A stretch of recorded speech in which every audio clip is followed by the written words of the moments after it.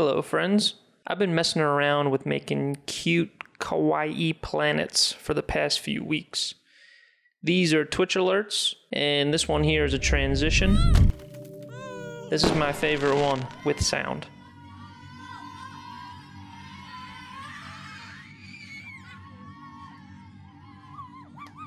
But I'm going to show you how I made this little social media animation here. I'll show you some cool tricks with the CC cylinder effect, so you can make planets with the rings around them, or anything with a ring around it.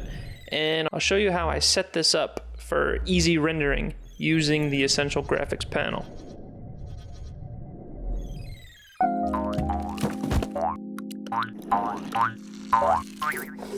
Before I start yapping about keyframes and pick whips, I'll have you know that the first 3 people to like and comment on this video will receive one of these animations for free. You pick the social, you tell me your name on there, and I'll render it out and I'll send it to you all for free. But back to it. I'm starting with the planet on a 1920 by 1080 canvas. I make a solid to fill the whole thing. And I have these planets here that were designed by my lady. I'm gonna take the craters from one of them and just put them all over my planet. Just duplicate and move around, mess with the scale, and put the face on there. I'm using the Overlord plugin to get these things from Illustrator to After Effects. So, in a new comp, I'm gonna drag the planet and CC sphere it.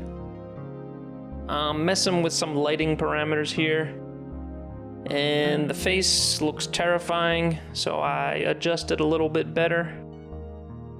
Okay.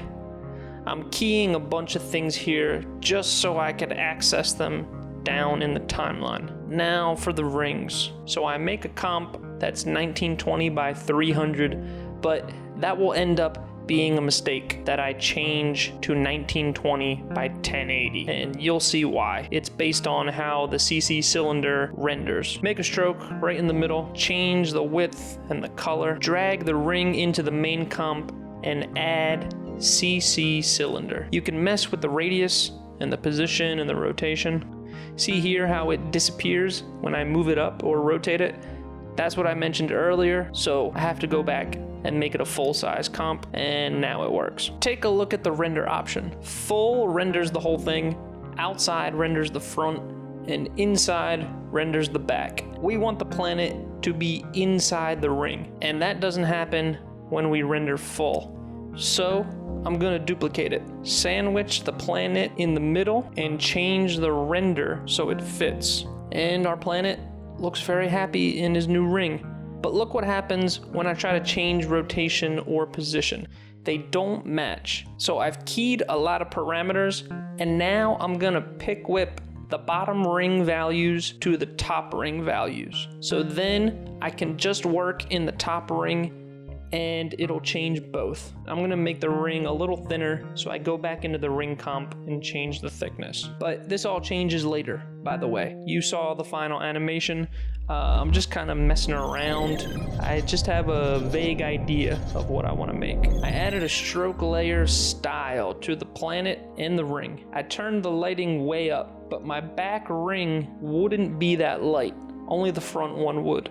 So I make a little change to the expression that allows me to still be connected to the front ring, the light of the front ring, but also lets me change the value.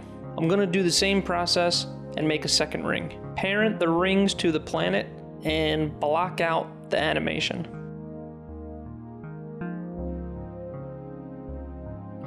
Add the great overshoot script.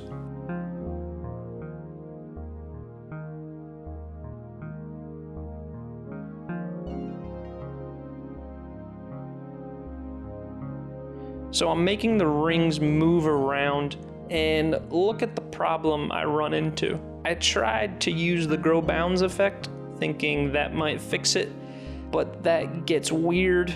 Adding it before the CC cylinder messes it up, but it's actually a pretty cool kind of effect. It looks like something either coming together or exploding, but putting it after the effect doesn't work either. So I unparented the rings from the planet and I set them back in the middle. And this is a good demonstration of the difference between the position of the layer and the position in the CC cylinder effect. So now I'm changing it within the effect, and you can see that it moves with perspective, and that's pretty cool. So I set some expressions to link the position in the effect to the planet layer's position.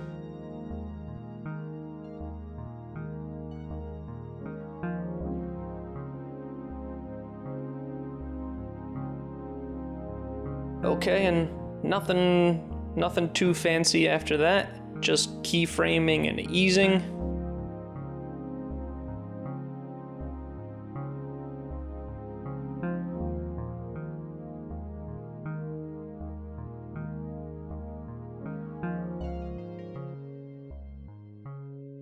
Now I'm gonna make the portal that shows up when the rings expand out.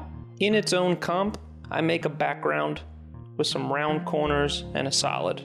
I'm gonna take the star field I made from that transition I showed you earlier. I won't show you how I made it. You can watch this video here for that. That's what I used. And I do add a fill to change the color.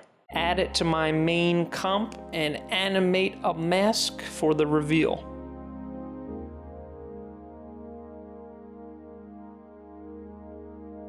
To give it a kind of space portal vibe, I added turbulent displace, evolution, time times 100, duplicate and change the size and amount for smaller details.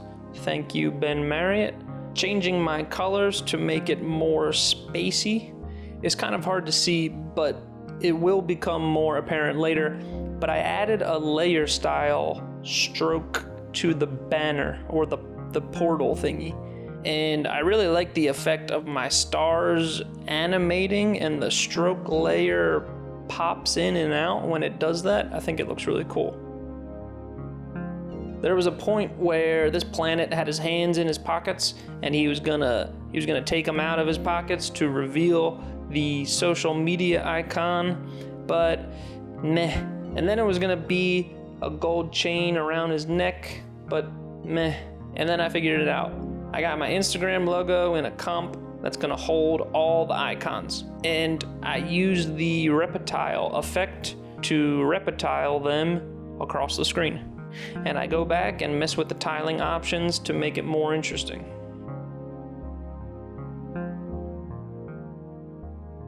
I add the echo effect to the ring, both the front and back of the ring, and I animate the number of echoes and the decay. So the original idea was to take people's profile pictures and put it right here, but that's too much. So I'm just gonna add a larger version of the social media icon instead. I download all the icons and I put them in the comp that I want. I want to animate the planet's face. He's gonna kind of bob his head along with the movement.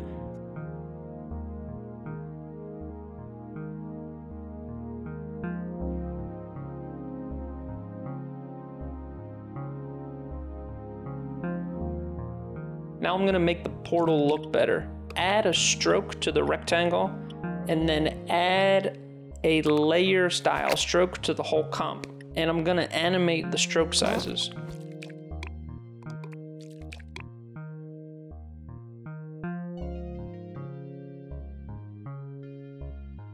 And I want the text to be this size or smaller, no matter what I type in. So I use this video here to get the result that I want.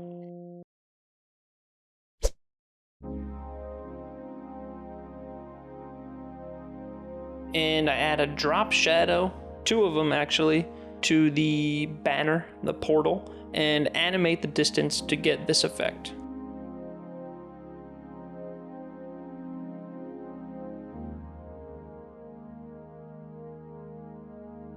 And the only thing left is to make it easy to render. I tried at first to use a CSV file, because that's what I used for this bad boy right here. And it's a game changer. This is my next video, by the way. But CSV is kind of overkill for this. So in the end, I went with the good old Essential Graphics panel. I think it's the most simple way to do this. The two things I need to be able to change are the text that says the user's name and which social media icon is visible. To do that, I made a blank shape layer and called it Control. I made a checkbox for each social media. I pick whipped the logo's opacity to the checkbox and I multiplied it by 100 because the checkbox returns a 0 or a 1.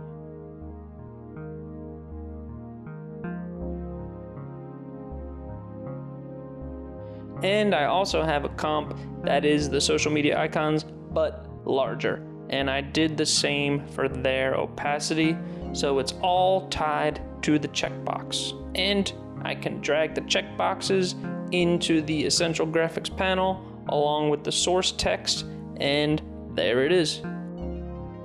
So now all I have to do is drag my main sound comp to copy it, swizzle down to Essential Properties, and choose what I want.